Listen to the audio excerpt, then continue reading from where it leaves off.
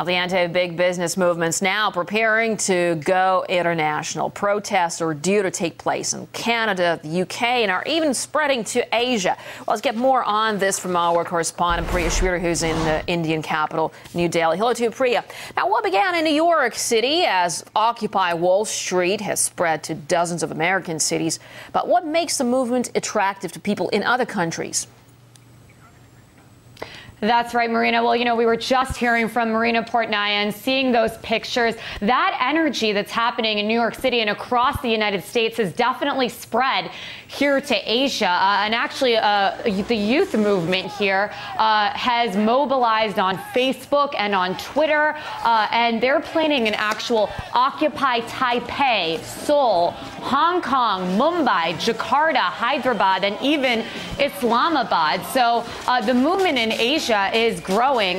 There's a lot of support for it here in India. And there are a lot of similarities between the goals and the messages of the people in the United States and here in India. We saw a massive anti-corruption movement here in India recently that was fronted by Anna Hazare, where thousands of young people showed up to support his fast against the government. So many of those people are said to come out to this movement as well. And many people compared that corruption movement here in India to the Arab Spring. And now people are saying it has very close ties to what's going on Occupy Wall Street.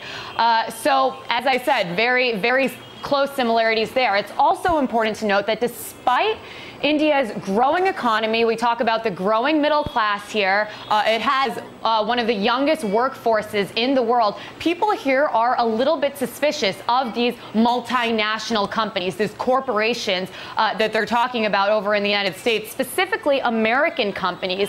You've seen it happen a lot here. Just recently, I went to Hyderabad and met with some of the Maoists, which is actually a growing movement here in India. They're against globalization, and their main point is that while India's economy might be growing, the rich in India are getting richer and the poor are getting poorer. And it's the foreign corporations that are really benefiting from India's young workforce and not India. And that's a point that I think has really struck a chord with many people here in India. And it's not just the Maoists. Average Indians have come out protesting against Coca-Cola, for example, for supposedly overusing water when there's been a water scarcity that I've reported on in much of this country. We've seen Monsanto, the American multinational seed company, whom many in this country believe has a huge monopoly on the seeds that the farmers need to grow their crops.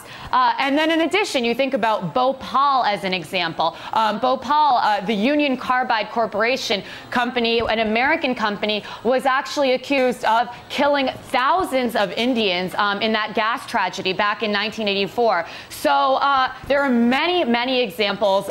You look at all these huge multinational companies, including POSCO, that's trying to build a $12 billion steel plant here in India.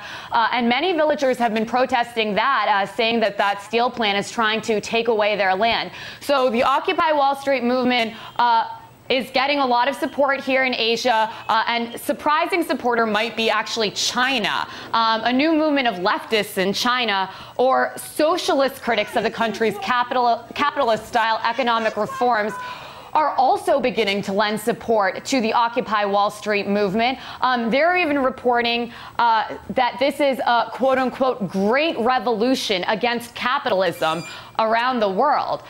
So the activists have held protests in the Henan province, according to some news websites. However, a lot in the mainstream seem to be ignoring these protests despite the growing popularity, since that region seems to have a lot of protests in the past, and they have been in the past referred to as mass incidents as opposed to mass protests. But it's shaping up to be quite a weekend here in Asia.